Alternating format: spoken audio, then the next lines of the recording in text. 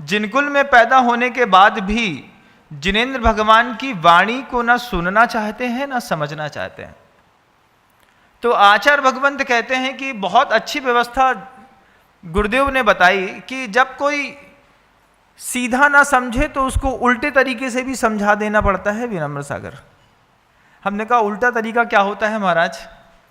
बोले वैसे तो धार्मिक ग्रंथों में प्रायः करके आप जितना भी वक्तव्य देखेंगे वो धार्मिकता का देखेंगे, लेकिन जब व्यक्ति को धार्मिकता समझ में नहीं आए तो अधार्मिकता के माध्यम से भी धार्मिकता समझाई जा सकती है। पाप के माध्यम से भी, पाप के व्याख्यान के माध्यम से भी पुण्य की ओर व्यक्ति को आकर्षित करके उसको सन्मार्ग पर चलाया जा सकता है। इसी पर एक गुरुदेव का बहुत पुराना प्रवचन मुझे याद आ रहा है।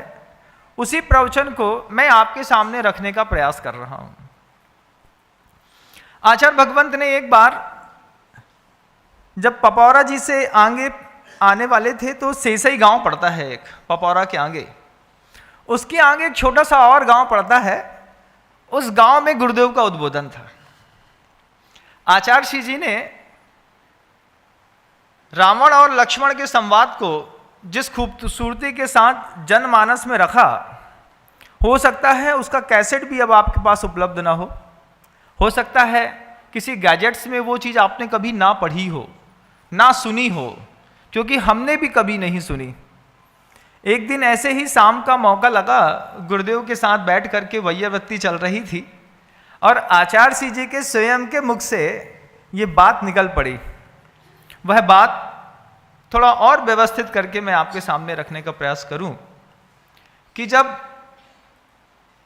रावण का वध हो चुका, वह बाण की चोट से जमीन पर गिर गया, तब राम लक्ष्मण से कहते हैं कि लक्ष्मण, रावण पुनरुत्थान की यात्रा पर जा रहा है, जाने से पहले उनसे कुछ सीख लो।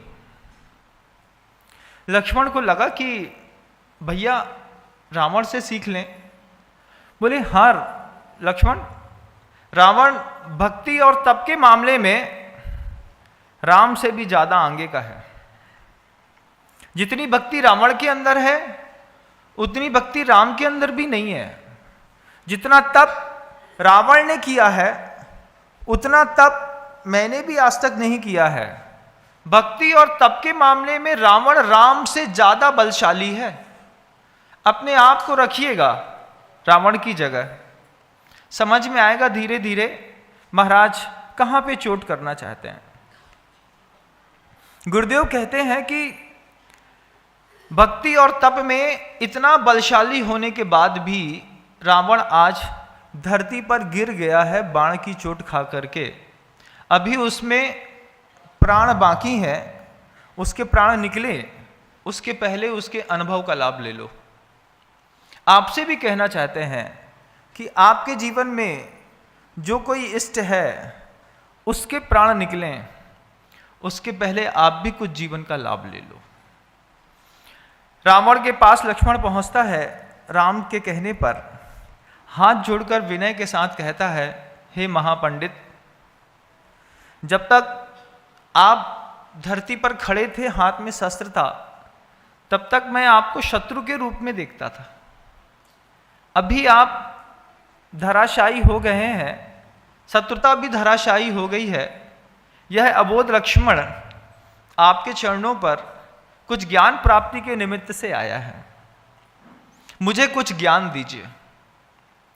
सुन ली बात रावण ने। लक्ष्मण का चेहरा बहुत अच्छे से देख करके रावण को बहुत संतोष हुआ।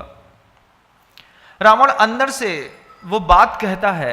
हर एक संवाद में कितनी ताकत है गुरुदेव के शब्दों में। आप देखिए कि रावण कहते हैं, जीवन में जो मैंने भूल कर दी लक्ष्मण, उसका मुझे आज भी पश्चाताप है, लेकिन मैं वो भूल किसी से कह नहीं पाया। क्या नहीं कह पाए? बोले मेरे प्राण निकलने वाले हैं, उसके पहले ये कह कर के मैं अपने आप की थोड़ी और पवित्रता बढ़ाना चाहता हूं। पहला संदेश मेरा अनुभव ये कहता है, रावण कहता है लक्ष्मण से, क्या अनुभव कहता है महाराज? रावण कहता है कि लक्ष्मण, जिससे जीवन में डर लगता हो उससे कभी प्रेम मत करना। सूत्र है रावण का। देखो क्या कहते हैं, जिससे जीवन में डर लगता हो उससे कभी प्रेम मत करना, और जिससे जीवन में प्रेम हो उससे हमेशा डरते रहना। ये बात मैंने मस्तिष्क से बाहर कर दी। मुझे सीता से डर लगता था, लेकिन उसके बावजूद वासना ने मुझे सीता तक जाने के लिए प्रेरित किया। वासना शब्द कहता है जो अपने आप में वास ना करने दे, उसका नाम वासना है। और ऐसा नहीं कि सिर्फ स्पर्शन इंद्रिय की होती है, पांचों इंद्रियों की वासना होती है बंधुओं। नेत्र इंद्रिय की भी वासना होती है, कर्ण इंद्रिय की भी वासना होती है, स्पर्शन इंद्रिय की भी वासना होती है, जिह्वा इंद्रिय की भी वासना होती है। वासना पांच में से किसी भी इंद्रिय की हो, वह अंततः तो पतन का कारण बनती है। कोई आम के चक्कर में नरक चला जाता है चक्रवर्ती होकर के, कोई कान के चक्कर में अपना गला कटा लेता है हिरण होकर के, कोई आंख के चक्कर में पतंगा अग्नि के अंदर घुस जाता है क्योंकि उसको वासना आंख की परेशान करती है। हथनी को स्पर्शन इंद्रिय की वासना परेशान करती है तो 3 दिन का तेला कराया जाता है, गड्ढे में घुस जाता है। किसी भी इंद्रिय की वासना हो परेशान करती है। लक्ष्मण, जिससे डर लगता हो उससे प्रेम मत करना, और जिससे प्रेम हो उससे हमेशा डरते रहना। मैंने ये सूत्र अपने जीवन से मिटा दिया, मेरा पतन इसका परिणाम है। लक्ष्मण ने कहा, महापंडित डर लगता था उसके बाद भी? बोले हाँ लक्ष्मण, मुझे सीता की पवित्रता से डर था, उसके बाद भी मैं सीता का हरण करके ले आया। जब मैं सीता का हरण करने गया तब मैंने एक और पाप किया। क्या?